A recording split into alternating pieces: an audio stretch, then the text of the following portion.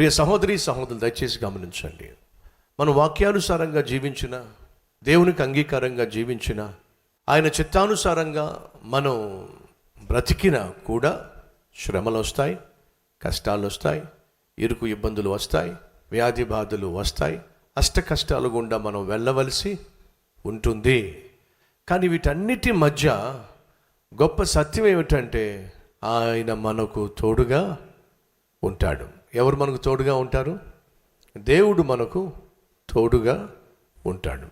David Livingstone అనే భక్తుడు ఒక మాట అన్నాడు, దేవా, ఈ ప్రపంచంలో ఎంత ప్రమాదకరమైనటువంటి ప్రాంతానికైనా సువార్త ప్రకటించటానికి నన్ను పంపించు, ఖచ్చితంగా నేను వెళ్తాను. కానీ నాకు ఒక మాట ఇవ్వు, నువ్వు నాతో వస్తానని మాట ఇవ్వు. నువ్వు నాకు తోడుగా ఉన్నట్లయితే నేను ఎంతటి ప్రమాదాన్నైనా ఖచ్చితంగా నేను ఎదుర్కొంటాను. ఇప్పుడు నా ప్రశ్న, మీలో ఎంతమందికి నమ్మకం ఉంది దేవుడు నాకు తోడుగా ఉన్నాడు అని నమ్మకం కలిగిన వాళ్ళు చూపిస్తారా? దేవుడు మనకు తోడుగా ఉన్నట్లయితే మనం భయపడాల్సిన అవసరం ఉందంటారా? లేనే లేదండి. ఆయన తోడుగా ఉన్నట్లయితే దేన్నైనా మనం ధైర్యంగా ఎదుర్కోగలం, దేన్నైనా మనం జయించగలం. ఎందుకంటే మనకు తోడుగా ఉన్న దేవుడు ఏనాడు కూడా ఓడిపోలేదు, ఏనాడు మనల్ని ఓడిపోనివ్వడు అనే వాస్తవాన్ని మర్చిపోకండి. మరియా, మార్తా ఏమని సంబోధించారు? నీవు ప్రేమించు లాజరు. యేసయ్య లాజర్ను ప్రేమించాడు. అంతేకాకుండా యేసయ్య లాజర్ని ఒక ఫ్రెండ్గా భావించాడు.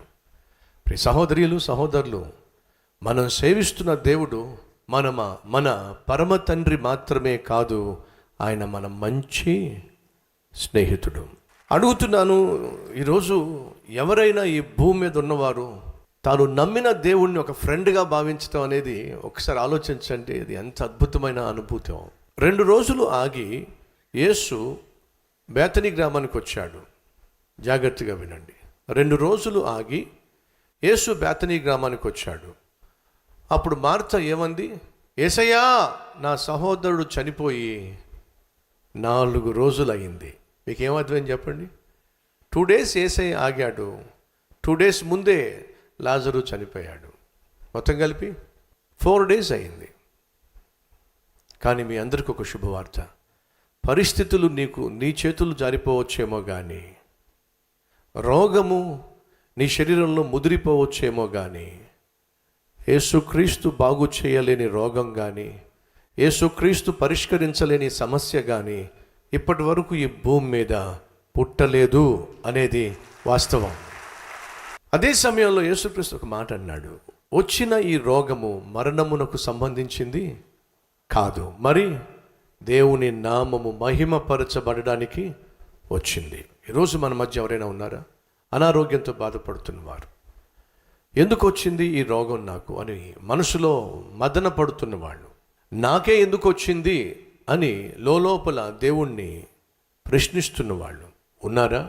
ఆ రోజు మార్తా మరియా, మేము దేవుని బిడ్డలం కదా, యేసయ్యకు మేము ఆశ్రయం ఇచ్చాం కదా, యేసయ్యను మేము ఆశ్రయ దుర్గముగా విశ్వసించాం కదా, మరి మా ఇంట్లోనే ఎందుకు ఇలా జరిగింది, మా కుటుంబంలోనే ఇలా ఎందుకు జరిగింది, మా ఇంట్లో ఎందుకు ఈ శ్రమలు, ఈ ప్రశ్నలు సహజంగా వచ్చేస్తూ ఉంటాయి. దయచేసి గమనించండి, దేవుణ్ణి నమ్ముకున్నంత మాత్రాన కష్టాలు రావని కానీ, దేవుణ్ణి విశ్వసించినంత మాత్రాన ఇరుకు ఇబ్బందులు రావు అని కానీ ఎక్కడా లేదండి. అడుగుతున్నాను, ఇనుమును పుటం వేస్తారా లేకపోతే బంగారాన్ని పుటం వేస్తారా? ఇప్పుడు మనం ఒకవేళ పుటమి వేయబడుతున్నాము, పరీక్షించబడుతున్నాము అని ఒకవేళ మనం భావిస్తున్నట్లయితే దేవుడు ఎందుకు మనల్ని పరీక్షిస్తున్నాడు చెప్పండి? మనము బంగారం కాబట్టి ఆయన పుటం వేస్తున్నాడు. ఎందుకు పుటం వేస్తున్నాడయ్యా అంటే, యాకోబో, నిన్ను నేను ఇబ్బంది అనే కొలిమిలో వేసి పరీక్షిస్తున్నాను. కొన్నిసార్లు కొంతమందిని దేవుడు ఇబ్బంది అనేటటువంటి కొలిమిలో పరీక్షిస్తాడు. ఆ ఇబ్బంది ఎలా రావచ్చు? ఆర్థిక ఇబ్బంది కావచ్చు, శరీర సంబంధమైన ఇబ్బంది కావచ్చు, కుటుంబ సంబంధమైన ఇబ్బంది కావచ్చు, ఉద్యోగపరమైన ఇబ్బంది కావచ్చు, వ్యాపారపరమైన ఇబ్బంది కావచ్చు. ఎందుకు తన బిడ్డలను ఆయన పుటము వేస్తాడు అంటే ఆయన పరిశుద్ధుడు గనుక మనం కూడా పరిశుద్ధంగా పరిపూర్ణంగా ఆయన దృష్టిలో ఉండాలని ఆయన మనల్ని పుటమి వేస్తాడు.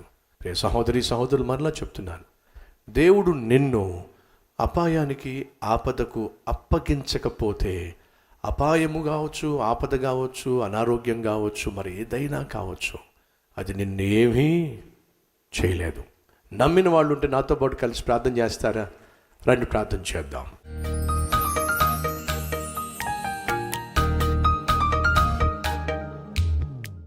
మహాపరిశుద్ధుడు అయిన ప్రేమ కలిగిన తండ్రి, బహుసూటిగా స్పష్టంగా నాయన మాతో మాట్లాడావు. ప్రార్థన ఇలా మొదలైంది, ప్రార్థన ఇలా మలుపు తిప్పింది, ప్రార్థన ఇలా మహిమ తెచ్చింది.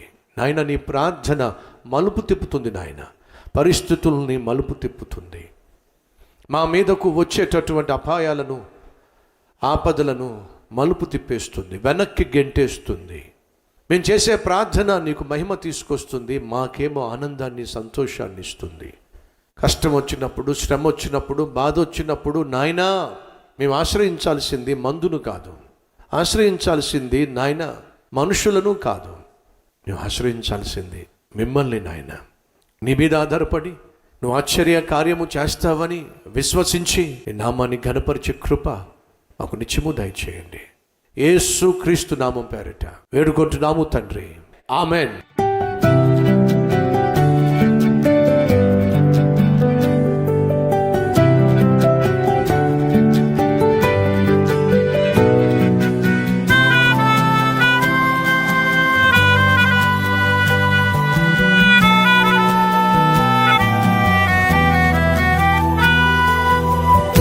ఫ్రెండ్స్, ఈరోజు అందించినటువంటి క్లుప్త సందేశం మీకు ఆశీర్వాదకరంగా ఉంటే లైక్ చేయండి, 10 మందికి షేర్ చేయండి.